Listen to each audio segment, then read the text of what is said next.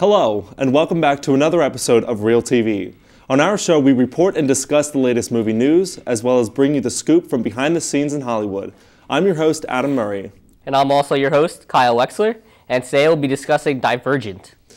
As he said, today we will be discussing Divergent. We both saw the movie and we both have read the books. But before we get into our discussion, let's talk about what the movie's actually about.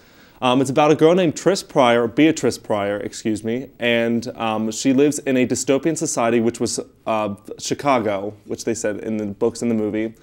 And she turned 16, and when you turn 16 in their society, you have to take a test similar to the SATs, I guess, and to decide which faction or group that she belongs into, either amity, erudite, abnegation, and which one am I missing? Candor. Candor. Yep, and they all have... And Dauntless, of course, the one that she goes into. Yeah, too many of them. But anyways, she decides to go into a faction, and then it just kind of just goes from there. And we don't want to spoil anything for you, but, but what did you think about it? I thought it was great. Divergent comes at you like a train coming at you, and you got to jump like Shailene Woodley's character, Triss. You got to jump on while it's going, and it just comes at you with different action-packed moments, different intense, logical thinking, and I thought it was incredible. I thought it was really good too, actually. A lot of people, especially critics, have compared it to The Hunger Games, which I think is part of maybe the marketing strategy for that. But I can see where they come from that. But I feel like some people that say, "Oh, it's just The Hunger Games. I don't have to see it."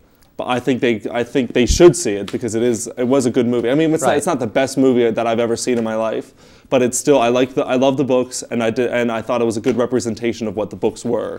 You know. Do you agree with that? Yeah, definitely. And it wasn't The Hunger Games. It definitely is not The Hunger Games because it's a dystopian future and it's about a girl. But that's really about where the similarities end because, this has really no drama, but I guess no like teenage girl kind of drama kind of thing where it's like no love triangle, no debating which guy you should be with, no thinking like that where I love The Hunger Games, but it's just some of that is just a little weighed down by that. Yeah, and I think also with that it's a better story. And I think the one thing going into the movie, I thought maybe they would touch a lot more on the romantic part, and which they did. I mean, that's just what they kind of have to with two attractive leads, I guess.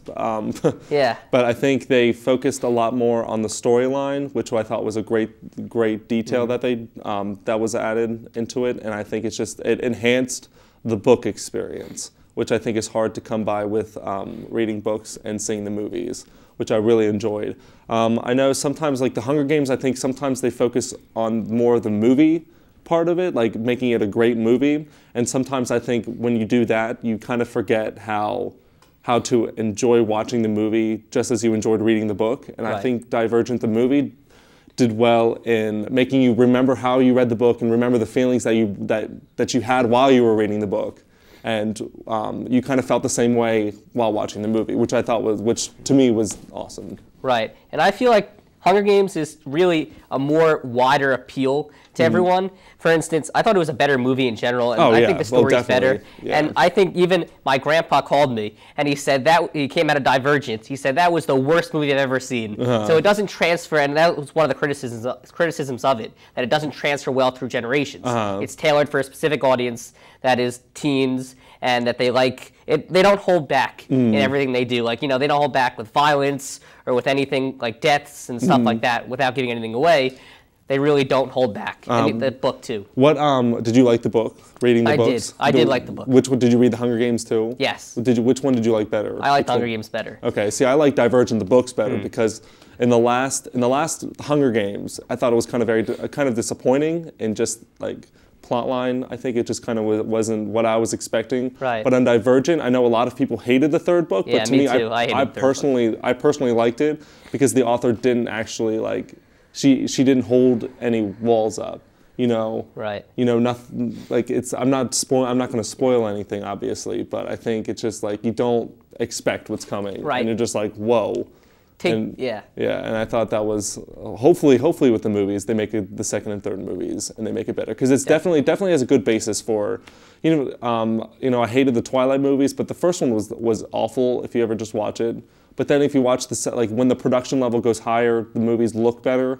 And I hope with Divergent, the movie looks better and becomes better. Right. With that. And what you said before, there's really no comfort. There's no comfort level where you can just say, oh, you know, nothing's going to happen to this person, to that person. Really, you know, nothing's going to do this, and they're going to take you back. Yeah, and you just like, you don't expect it, then you're just like, exactly. And yeah, there's really, it's like a roller coaster where it's really like you don't have a bar in front of you, and you're like, oh my God, and you just go straight down. And yeah, I think with Divergent, I could see a lot of people not liking it, so I'm not saying like, don't, like, just because we're saying that it's awesome doesn't mean it's actually like the greatest movie ever, but I think we both just enjoyed. No, yeah. Know yourself. Yeah, right? Exactly. Know yourself.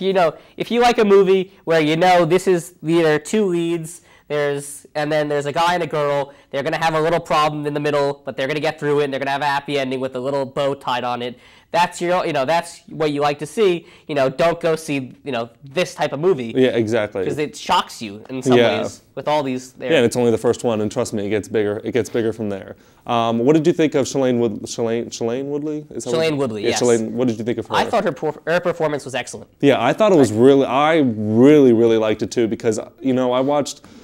I hate to say this, but I did watch Secret Life of the American Teenager when it first came out on ABC Family. I don't know why. I think I just did, but and the acting on that was so bad. And seeing her, because I also saw her in The Descendants with George Clooney, and I thought she was awesome in that. So when I saw that, and then like when people say, oh, she was in The Secret Life of the American Teenager, they're like, oh, she's probably not going to be that good. In my mind, I'm like, oh, I saw The Descendants and she had potential. Right. So I kind of just went into the movie just open-minded, and I thought I was really happy with her performance. I did too. And even when my grandpa had called me, he said, oh, what's that girl's name? And I said, Shailene Woodley. He said, oh, she was really good. Yeah. And I thought that the two leads, her and Theo James, were really good together. Yes, exactly. And before, his biggest thing on his resume was being a dead person in Downton Abbey, just laying dead in a bed. And that was his biggest performance. Yeah, and I think, the chemistry between them was really, They were great. Good. And he peeled back layers of his character, throughout the movie, and he did a great job of showing his true self while the movie evolved. Yeah, and I think she, with Katniss Everdeen in The Hunger Games, Jennifer, it kind of is like a flat character. I think all characters in like young adult novels have flat qualities, but I think with Shailene Woodley, what she did, she made the character, because the character itself is supposed to be innocent yet like brave at the same time, and I thought she really portrayed that well. And I still love Jennifer Lawrence too, but I think Shailene Woodley did very well. She definitely showed emotion. Yeah, Jennifer Lawrence, who was really inner emotion that she had to show, and then Shailene Woodley really showed it out and put everything out there. Yes, I thought so too. Okay, so you said thumbs up for you? Thumbs up. Thumbs up for me too. Thumbs up. All right, that's it with us. Stay tuned for more from Reeltv, and we will see you later.